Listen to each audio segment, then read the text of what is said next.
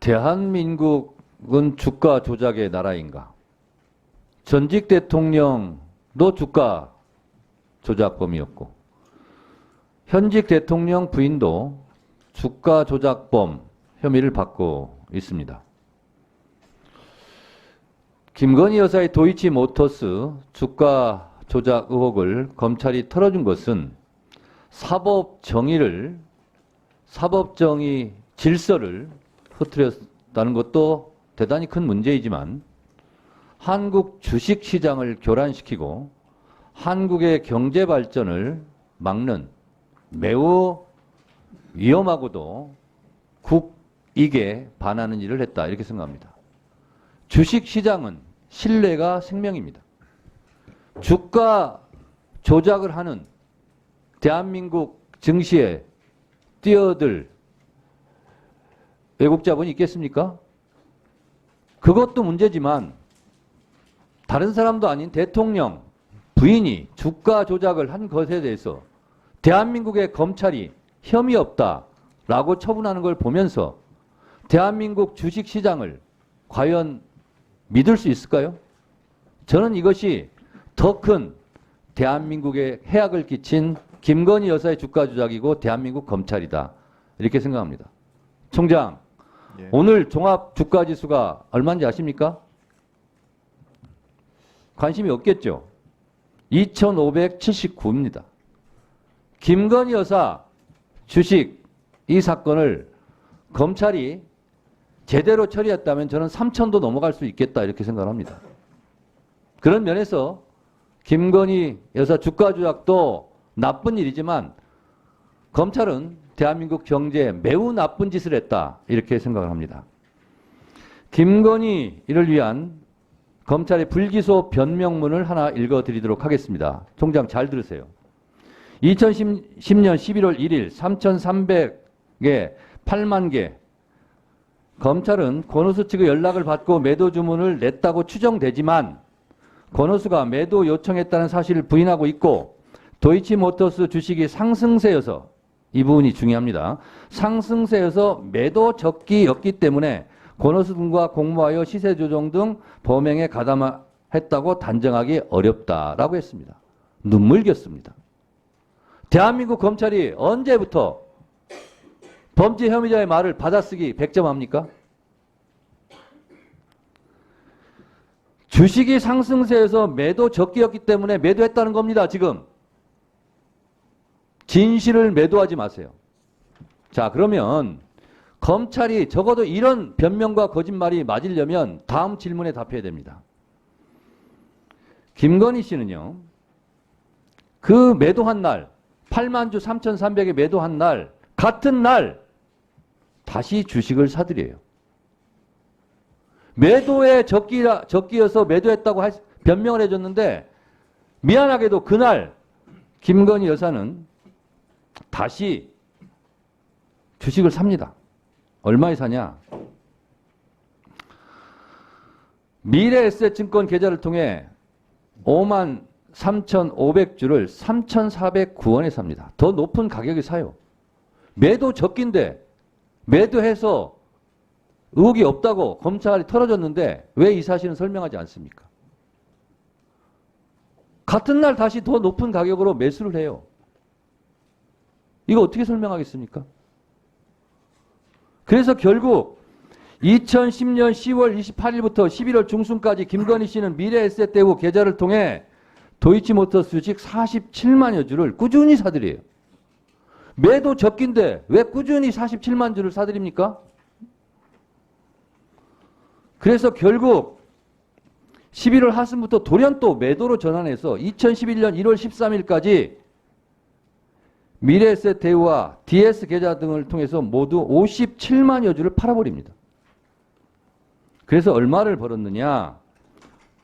9억 4,200만 원을 벌어요. 3,130원에 매수를 해서 6,960에 매도를 해요. 더블 장사를 합니다. 이래도 아마추어입니까? 일반 투자자입니까? 주식에 조회가 없습니까? 비전문가입니까? 이렇게 해서 돈을 벌어요. 9억 4,200을. 김건희 여사는 고스톱으로 치면 타짜고요. 야구로 치면 KBO 타율상감이에요. 우사인 볼트가 100m 세계 신기록이 9초 58인데 김건희 여사는 7초 만에 이걸 다 매도 매수 다 합니다. 매도를 해요. 건사인 볼트입니까? 이걸 어떻게 검찰이 나쁘끄럽게 이런 변명문을 써줍니까? 윤석열 정권은 양평고속도로 종점 변경 사건, 디올백, 명태균 공천장사 의혹 등 지금요 정권을 잡은 게 아니라 이권을 잡았어요. 김건희 여사 23억 벌었죠. 김건희 여사는 23억 벌었는지 모르겠지만 한국 경제에는 2조 3천억, 23조 정도 그 이상으로 손해를 끼친 거예요. 대한민국의 정의를 바로 세운다는 검찰이 이래도 되는 겁니까? 윤석열 대통령은 국민을 사랑하지 않아요. 국민은 다 버리고 한 사람만 사랑해요. 김건희 여사. 그러니까 윤석열 정권은 오브 더 와이프, 바이 더 와이프, 포 더 와이프 정권이에요. 검찰이 주식이 상승세에서 매도 적기라서 김건희 여사가 그렇게 했다. 그러면 그날 다시 매수한 걸 어떻게 설명하겠냐는 거예요. 검찰총장도 이거 몰랐죠? 대답해 보세요. 결과는 보고 받았습니다. 그리고 지금 앞뒤가 말이 맞아요? 위원장님 말씀하신 부분에 대해서도 수사팀에서는 설명은 한 것으로 그러면서 김건희 여사 말이 맞다, 증거가 없다.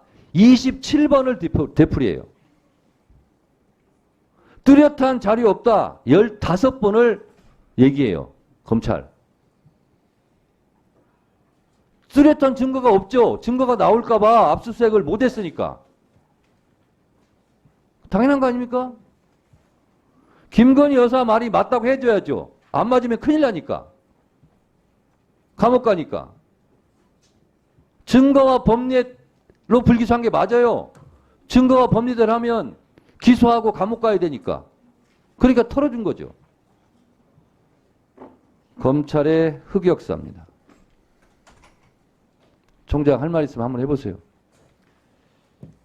지금 위원장님 말씀하시는 그런 부분까지도 포함해서 중앙지검 수사팀에서 여러 가지 또 다른 증거들 종합해서 지금 판단한 것으로 보고 받았습니다. 검찰총장도 맥박이 뛰고 있고 양심이 있을 겁니다. 집에 가서 가만히 생각해 보세요. 오늘 종합 국감이고 좀 지루할 텐데 스피드한 영상 하나 먼저 보시겠습니다. 영상 틀어주세요.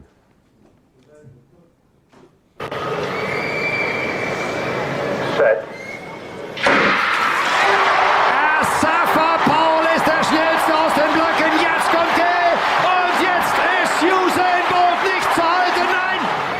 9초 58입니다. 한번 더 보시겠습니다. Safa Paul ist der schnellste aus den Blöcken. Jetzt kommt er und jetzt ist Usain Bolt nicht zu halten. Nein. Er gewinnt. 우사인 볼트의 100m 세계 신기록은 10년 넘게 깨지지 않고 있습니다. 이거 깨기 어렵다고 그럽니다. 그런데 김건희 여사의 도이치모터스 7초 만에 매도한 것은 우사인 볼트도 기록하지 못한 건사인 볼트만이 기록할 불후의 7초입니다. 이것은 신체학적, 인체학적 공학으로 100m 7초는 불가능하다고 합니다. 그런데 김건희 여사의 손가락은 7초 만에 도이치모터스 주가를 매도합니다. 사법 정의가 있다면 천일공할 일이다 이렇게 생각하고요. 오늘 대통령실에서 23억은 아니다. 그럼 얼마 벌었냐?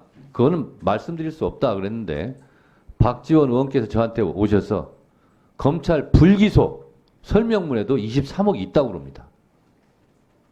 뭡니까 도대체? 이렇게 하면 안 됩니다. 심우정 검찰총장님, 예. 노태우 비자금에 대해서 제가 지속적으로 문제 제기를 했고, 검찰 진술서도 있고, 그리고 농협 비자금 210억 차명으로 보관한 것도 있고, 검찰에서 4 플러스 알파, 4억 플러스 알파도 이미 실체가 드러났습니다. 근데 국세청에서, 이 국세청도 수사해야 될 것 같아요. 97억 이월시키지 않고 빵원으로 만들었다가 인사청문회 과정에, 검찰총장 인사청문회 과정에 제가 문제 제기하니까 다시 이것을 슬그머니 끼워 넣었어요. 이거 다 범죄거든요. 그런데 국세청에서는 별거 아니고 공익사업을 위한 수익사업 차원에서 이렇게 해도 된다는 거예요. 이런 말이 어디 있어요? 이거는 국세청까지 수사할 일입니다. 입장 좀 정해졌죠? 비자금, 어떤 입장을 생각하신 거죠? 노태우 비자금. 예, 지금 중앙지검에서 수사 중에 있습니다. 네. 철저히 해주시고요. 자, 그리고요. 특수활동비에 대해서 어제도 감사원도 갔고, 그리고 검찰 특수활동비도 말씀드렸습니다만, 검찰총장님, 그리고 감사원장님, 법무부 장관님 잘 들어주시기 바랍니다. 제가 분명히 법사위원장으로서 내역이 입증되지 않는 것은 전액 삭감하겠다. 이렇게 밝혔습니다. 그러면 앞으로 여러분들이 어떤 과정을 거치게 되냐면요. 국정감사가 끝나고 장경태 예산결산위원장이 내역이 입증되지 않는 것은 전액 삭감할 겁니다. 그러면 국민의힘 의원님들이나 아니면 법무부나 감사원이나 뭐 이런 데서 전체 예결특위에 증액을 시켜달라고 요구할 겁니다. 그러면 어찌어찌 그렇게 될 수도 있겠죠. 그러나 그것은 반드시 국회법 제84조에 의해서 법사위원장의 동의를 구해야 됩니다. 그게 필수사항입니다. 제가 동의할 리가 있겠습니까? 그러면 법사위 예산결산위원회에서 전액 삭감하면 살릴 방법이 없습니다. 다시 한번 제가 말씀드립니다만 특수활동비에 대해서 살리고 싶은 부분이 있다면 영수증 제출해서 내역을 입증해 주시기 바랍니다. 예결소위에서. 그렇지 않으면 소명이 되지 않는 것은 전액 삭감하겠다. 명절 떡값, 그리고 대전지검 서산지청에서 썼듯이 주유소, 대형마트, 왜 특수활동비를 그런 데 씁니까?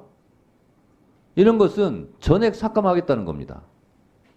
이 점 명심해 주시기 바랍니다. 검찰총장님, 법무부 장관님, 할 얘기 있습니까?